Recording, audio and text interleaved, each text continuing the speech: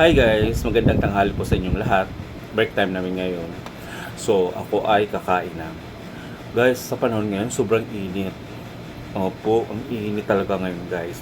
Kaya ngayon, kakain ako, magkamay lang ako. Nauso kasi sa probinsya guys, magkamay lang. Parang gusto kong ganito. Dito kami nabubuhay eh. Nung pag kumain kami lahat dito sa papa. Kamay lang kami. Hindi nga ako nakakain ganito eh. May manok-manok. Kasi siyempre guys, dati kasi mahirap lang talaga kami. Dati, ano ngayon, mayaman na pala kami. Hindi. Ibig sabihin, dati kasi, alam mo guys, dati ang ulam namin guys, pag ang lola ko, pag pumunta ng may mga sabong-sabong sa manok. Dadala siya ng manok. Napapalitan niya ng tuyo at saka bagoong. Para daw matagal na namin ulamin. Ganun kami talaga guys, kahirap guys. Kasi alam mo guys, dati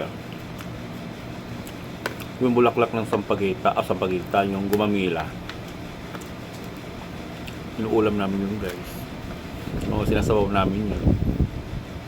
Wala talaga kaming dati guys, nalola ko. Natatats ako. Naalala ko yung lola ko. Sobrang hirap talaga namin guys. Kaya ito nga, pag kumakain akong ganito, naalala ko lola ko. Kasi nga, dati wala kaming ganito. Tapos,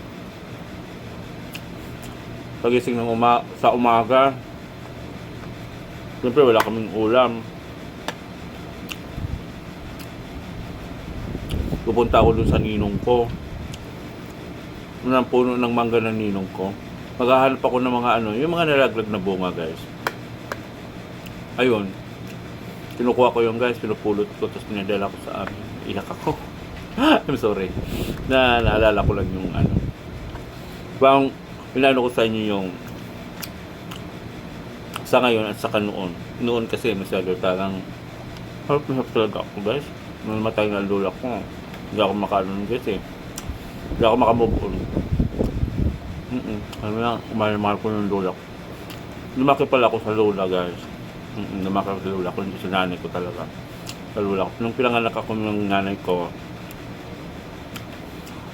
1 ano pa lang, 2 weeks or 1 week. Nandun ako sa lola ko. Siya na nagpagatas-gatas sa akin. Ganun. Iniwan ako ng nanay ko. Tapos, yun, lumaki ko sa kanya. Kaya naranasan ko guys, ang hirap. Sa bundok ako nakatira guys. Alam mo ba yung yung bayan? Lalakad ako guys ng ilang kilometro bago bayan. Lalakad ko lang yun guys. Umabot ako ng mga 2 hours. 2 hours, 3 hours. Makalakad. Bayan na. Ganun sa kalayo. Kasi hindi man uso dati sakay-sakay. Lakad lang kami yan. Umabot kami sa bahay, madilim na. Tapos ang bibili namin doon, mantika, tuyo, mga ganun-ganun lang. Kasi nagbibili kami ng madami-dami para tuloy na lang. Hindi na kami bili kasi layo ng mga tindahan doon sa amin sa probinsya. Bundok kasi yun. Tapos mga tuyo, ganun. Karamihan lagi talaga tuyo doon guys. Oo. Yun nga, sinasabi ko sa inyo, yun yung mga pinag-uulam namin. Mga nahuhulog na mangga doon sa ninong ko. May time pa nga, nagalitan ako ng ninong ko kasi pinukukuha ko lang yung mangga. Sabi ko, mga hulog naman yun. Tapos, pupunta kami ng sapa, kukuha ng mga alimango. Minsan, wala. Tapos mga bibi.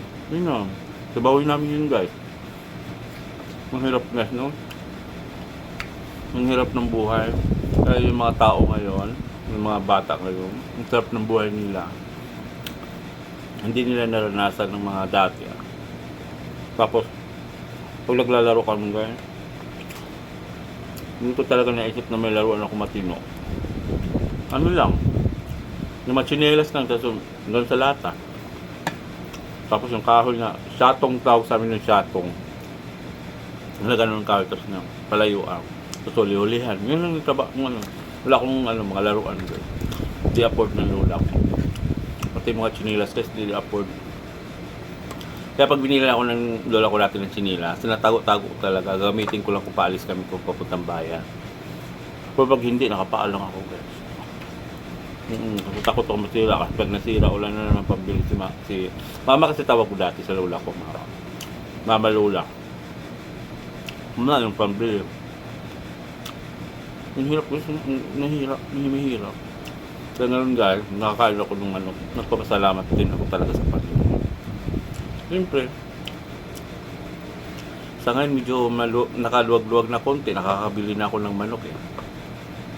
Dati kasi hindi. Kaso nga lang, nakaluwag-luwag ako, wala naman lola ko. Patay na siya. Kaya pag ako, nagpapasalamat din ako. Kasi mama ko patay na. Minsan naisip ko rin guys, parang hindi ko na kailangan ng pera kasi wala na sila. Parang sila lahat kasi inspirasyon ko guys.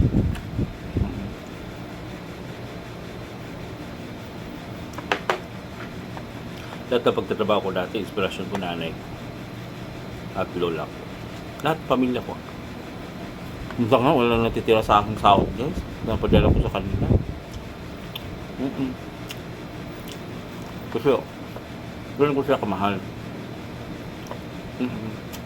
Ayokong dumating ang panahon na sisihin nila ako na hindi ako nakatulong sa kanila. Siyempre, hindi naman, kung totoo siya, sabi nila, yung mga anak, hindi naman responsibilidad buhay ng mga nanay. Dapat, ang nanay magbuhay lang sa mga anak. Pero guys, kung ikaw ang may pag-iisip din, pinaaral ka, binuhay ka sa mundong ito, bumanti ka na lang. Wala lang sabi-sabi pa. Pagkita mo sa kanila, na may halaga din sila. Siyempre matanda na sila. Ikaw naman lang. Pagpaparal pa lang sa'yo, hirap na sila. Pagluwal pa lang sa'yo dito sa mundo na ito, nasa kabilang, ang katawan niya dito pa, minteryo, ito, mabubuhay. Diba? Hirap yun. Kaya, respetuhin natin yung nanay natin, mga magulang natin. Yung mga nag-alaga sa atin, bigyan natin halaga. Diba? Ang dami ko na sinabi, diba? Talambuhay ko na. Dahil sa manok na to. Kaya yung manok na to, meron talagang kumbaga meaning sa akin. May meaning to sa akin na kung bakit nakakain ako sa ngayon. Kasi dati, hindi naman talaga. Ayun lang guys, yun lang yung ang dami ko sinasabi, no? Yun pala talambuhay ko lang. Ayun guys, maraming salamat po sa inyong lahat. Guys, pag may time naman, follow nyo man ako sa YouTube ko. Kasi yung YouTube ko natutulog na. Para naman magising siya. Ang pangalan ko niya ay Dreamboy Vlogs TV. Ulitin ko guys ha. Yung YouTube ko guys, Dreamboy Vlogs TV. Follow nyo naman ako, maawa naman kayo. Alam mo guys, parang natutuwa rin ako pag ganyan, may mga friends, mga ganun. Siyempre, natutuwa ako. Ayun lang guys. Maraming salamat po sa inyo. Bye bye guys, kakain muna ako ha. Bye bye. Mwah!